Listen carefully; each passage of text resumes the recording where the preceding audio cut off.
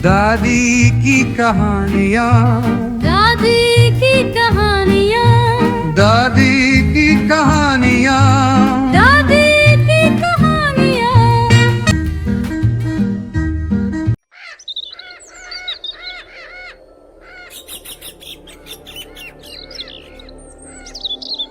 रामपुर नाम का एक सुंदर सा गांव था।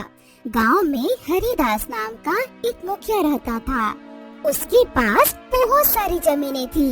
वह बड़ा ही दुष्ट व्यक्ति था और अपने मुखिया होने का बहुत फायदा उठाता था।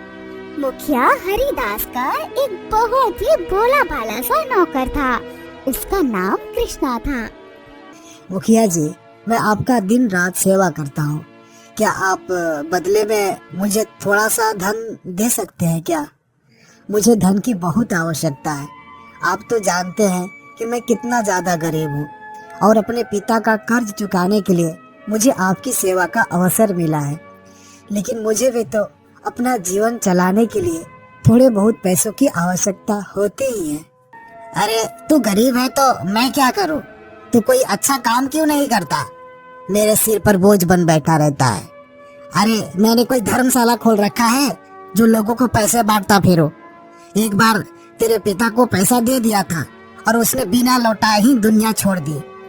इसीलिए तुझे यहाँ पर रखा है ताकि तू जल्दी से जल्दी कर्ज खत्म करे। मुखिया की बातें सुनकर कृष्णा को बहुत दुख होता है।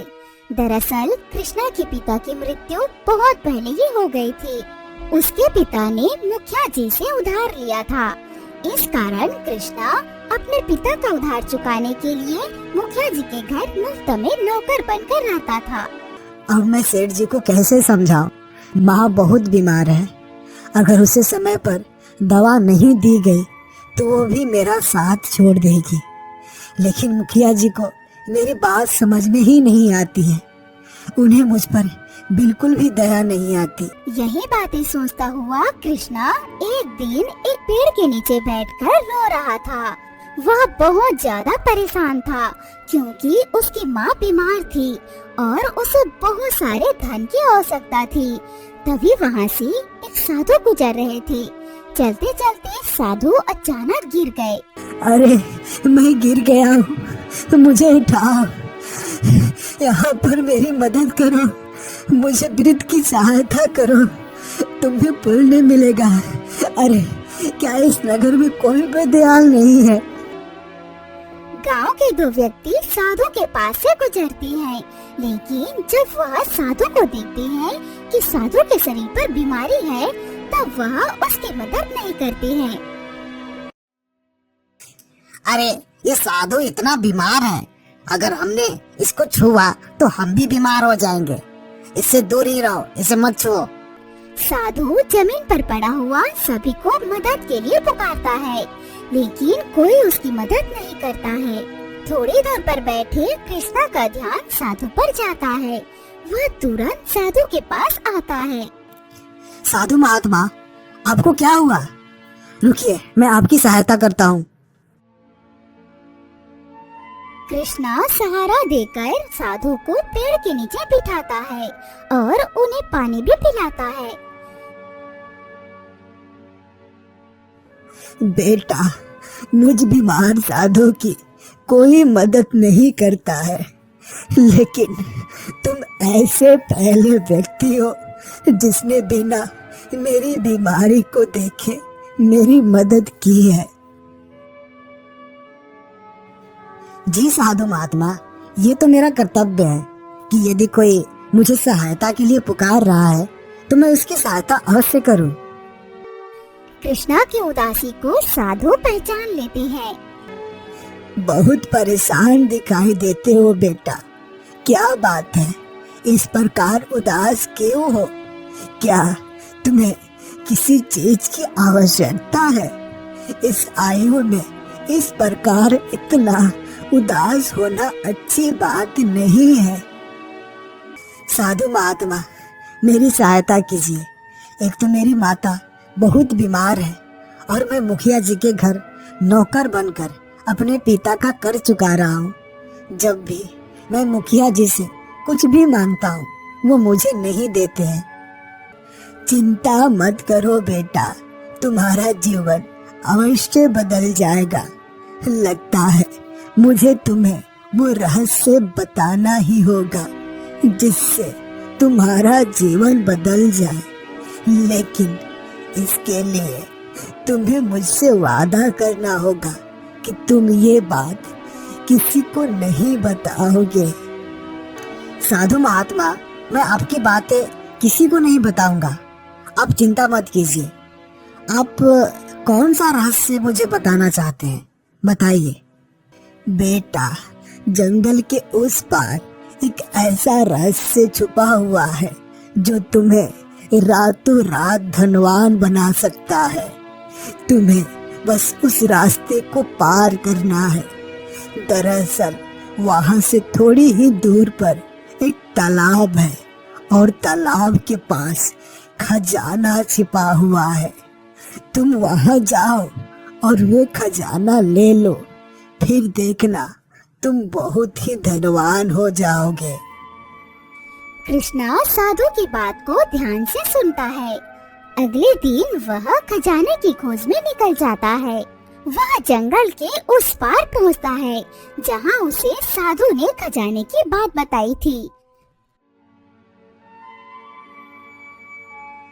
साधु महात्मा ने तो यही स्थान बताया था, लेकिन यहाँ पर दो रास्ते दिखाई दे रहे हैं। अब इनमें से मैं आगे कैसे बढ़ूं? कृष्णा वहीं पर खड़े होकर सोच रहा होता है।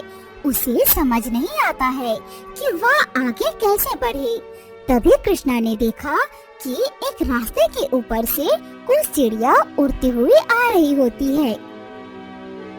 साधु महात्मा ने कहा था कि उस स्थान पर एक तालाब है। जरूर ये चिड़िया वहां से पानी पीकर आ रही होगी। मुझे इसी रास्ते को पकड़ना चाहिए। कृष्णा उसी रास्ते पर आगे बढ़ता है। आगे जाकर वह एक तालाब के पास पहुंचता है। तालाब में बहुत सुंदर फूल खिले हुए थे और पास में बहुत सारा खजाना रखा हुआ था। इतना सारा खजाना, और इसका यहाँ पर कोई भी मालिक नहीं है। लेकिन फिर भी मैं अधिकतर नहीं ले सकता।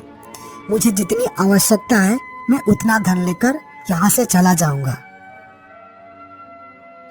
कृष्णा बहुत थोड़ा सा धन लेता है और वहाँ से चला जाता है। वापस आकर वह मुखिया जी को सबसे पहले धन देकर अपने पिता का कर्ज चुकाता है। अरे, तुम्हारे पास इतने पैसे कहाँ से आ गए? तुम अचानक इतना धनवान हो गए, ये कैसे संभव है? कल तक तो तुम मुझसे पैसे मांगते फिरते थे। तुम्हारी ऐसी कौन सी लॉटरी लग गई है? बस मुखिया जी, ईश्वर की कृपा है, इस कारण मैं आपका कर्ज चुका पाया। अब मुझे किसी से धन मांगने की आवश्यकता नहीं है। अब मैं अपना छोटा सा व्यापार करूंगा और मेहनत करके काम करूंगा। पैसे देकर कृष्णा वहाँ से चला जाता है। रातों रात ये गरीब इतना धनवान कैसे हो सकता है? मुझे इस बात का पता लगाना होगा। मुखिया कृष्णा के घर जाता है। वह देखता है कि वहाँ सब कुछ ठीक है और घर की स्थिति भी ठीक हो गई है। कृष्णा बेटा, क्या तुम मेरी मदद नहीं करोगे? मैं तुम्हारे पिता को तब कर्ज दिया था जब उसे कोई भी इस गांव में पैसे देने के लिए तैयार नहीं था। मैंने उसकी बड़ी सहायता की थी। मेरी मदद करो बेटा। क्या हुआ मुखिया जी, आप इतने परेशान क्यों हैं? अपनी परेशानी का कारण मुझे बताइए। बेटा, दरअसल तुम जानते हो इस बार वर्षा अच्छी नहीं हुई। मेरी फसल खराब हो चुकी है। बहुत गरीब हो गया हूँ। समझ में नहीं आता अपने परिवार को क्या भोजन खिलाऊं। मुखिया जी, आपको कुछ धन की आवश्यकता है तो मैं आपको देता हूँ। नहीं नहीं बेटा, मुझे धन की आवश्यकता नहीं है। मैं तो बस ये जानना चाहता था कि आखिर तुम्हें अचानक से इतनी सिक्के कहाँ से मिले। जरूर इसके पीछे कोई रहस्य है। मुझे वो रहस्य बताओ। मैं आपको ये रहस्य नहीं बता सकता। मुखिया जी, मुझे क्षमा कर दीजिए, मैं विवश हूँ, मैं ये नहीं कर सकता। मुखिया कृष्णा के सामने रोने लगता है। वह बिल्कुल गरीब और उदास बन जाता है और कृष्णा उसकी बातों में आ जाता है। ठीक है मुखिया, मैं आपको वो रहस्य बताऊंगा, लेकिन आप मुझसे वादा कीजिए कि आप वहाँ से केवल उतना ही धन लेंगे जितने की आपको आवश्यकता है। किसी प्रकार का कोई लालच नहीं करेंगे। तुम चिंता मत करो बेटा, मैं केवल इतना ही धन चाहता हूँ जितने में मेरा व्यापार फिर से शुरू हो जाए। कृष्णा मुखिया जी की बातों में बहुत बुरी तरह से फंस जाता है।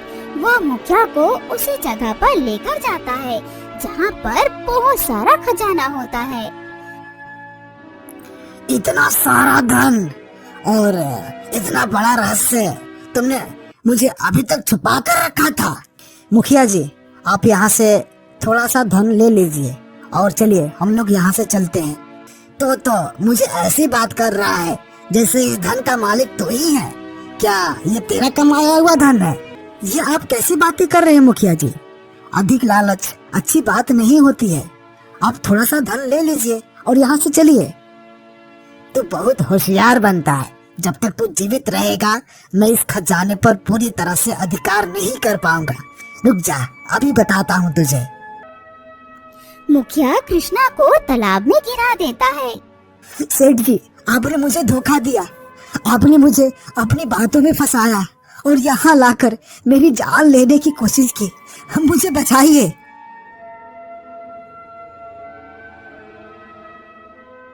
इस प्रकार सेठ कृष्णा को धोखा देकर सारा धन समेटकर वहाँ से जाने लगता है। तभी वहाँ पर एक बहुत बड़ा राक्षस आता है। रुको दोस्त, तुम इस प्रकार यहाँ से नहीं जा सकते। मैं जानता था कि तुम बहुत बड़े धोखेबाज हो। तुम धन का मालिक बनने के लायक नहीं हो। मुखिया राक्षस को देखकर बहुत ज्यादा घबरा जाता है। वह राक्षस को देखकर दौड़ने लगता है और राक्षस भी उसके पीछे पीछे दौड़ने लगता है। तभी मुखिया को वहाँ पर साधु दिखाई देते हैं। साधु महात्मा, साधु महात्मा, इस राक्षस से मेरी जान बचा लीजिए, ये मुझे मार डालेगा। रुक जाओ, आखिर तुम इसकी जान क्यों लेना चाहते हो? क्योंकि इस दुष्ट ने एक ईमानदार व्यक्ति को धोखा दिया है और इसकी जान लेने की कोशिश की है। जो व्यक्ति इस खजाने तक लेकर आया, इसने उसे ही मार दिया। क्या ये सत्य है? तुमने एक निर्दोष की हत्या का पाप किया है।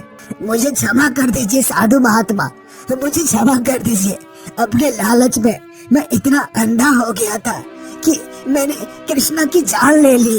उधर कृष्णा नदी में बहकर एक मछुआरे के घर पहुंच जाता है। तुम ठीक हो। दरअसल जब मैं नदी में जाल डाला था तब तुम मेरे जाल में फंस गए थे। क्या तुम तालाब में डूब रहे थे? बताओ तुम्हारे साथ क्या हुआ? नहीं नहीं, मैं बिल्कुल ठीक हूँ। मुझे यहाँ से जाना होगा। अगर मैं यहाँ से नहीं गया तो बहुत बड़ा अनर्थ हो जाएगा। कृष्णा जल्दी से उठता है और उसी रास्ते की ओर भागता है जहाँ पर साधु, मुखिया और राक्षस होते हैं। मैं इसके कर्मों का दंड देकर रहूंगा। आज मेरा भोजन बनेगा। इसको धन पाने का बहुत लालच है। मैं इसे ठीक कर दूंगा। रुको, तुम ऐसा नहीं कर सकते। मैं तुम्हें ऐसा करने की आज्ञा नहीं दे सकता। मालिक, आप यहाँ, लेकिन इस मुखिया ने आपकी जान लेने की कोशिश की है। मैं इसे नहीं छोड़ूंगा। देखो मुखिया, कृष्णा उस खजाने का मालिक है क्योंकि ये बहुत ही ज्यादा ईमानदार है। तुमने भी अगर ईमानदारी दिखाई होती तो निश्चित ही खजाने का कुछ हिस्सा तुम्हें अवश्य मिलता। मुझे क्षमा कर दीजिए।